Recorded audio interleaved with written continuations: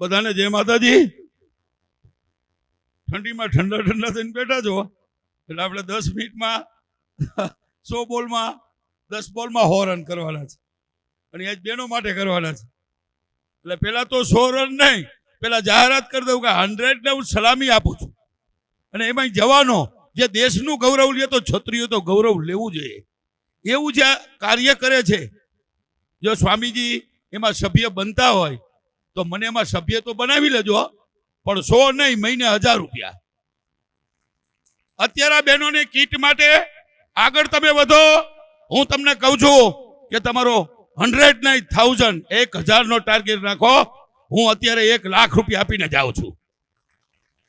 અને જ્યારે જ્યારે જરૂર પડે મારી બહેનો કે માતાઓ માટે તો પર્સનલ મને ફોન કરી દેજો કે આપણા 5 કુટુંબ આવા છે. એ 5 કુટુંબ નહીં પણ 100 કુટુંબને દત્તક લેવાની જવાબદારી મારી. એક ક્ષત્રિયનો વટ હોય છે. ક્ષત્રિયને કોઈ નાત જાત હોતી નથી એટલે એને છાત્રવટ કહેવામાં આવે છે. ક્ષત્રિયની કોઈ નાત હોતી નથી એટલે એને સમાજ કહેવામાં આવે છે. આ સમાજની રચના ભગવાન રામથી થઈ છે. ત્યાર સુધી આજ સમાજ તરીકે એક તમને ક્ષત્રિય અને ક્ષત્રિયાણી તરીકે જન્મ મળ્યો છે. એ જ તમારે ગૌરવ લેવું જોઈએ કે હું કોણ છું, હું ક્ષત્રિય છું, હું બાપુ છું, હું આપું છું એટલે બાપુ છું, હું લેતો નથી, હું દઉં છું એટલે રાજપૂત છું, હું ક્ષત્રિય છું.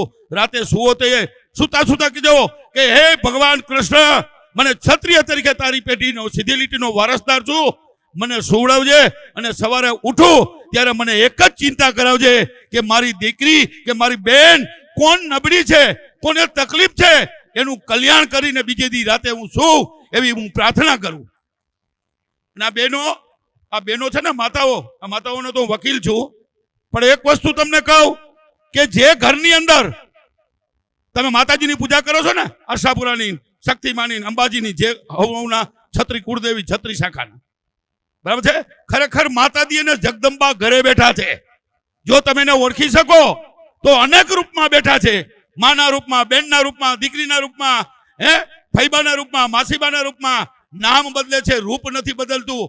અને કાયમ માટે હું બધાને કહું છું કે જેની ઘરમાં માતા, બેન, દીકરી અને પત્ની આ 4ની પૂજા થતી હશે એ ઘરમાં બેડો પાર હશે, અહીંયા રીતિ સીધી હશે. ઘણા મને કે તમે પત્નીનું કાં કયો?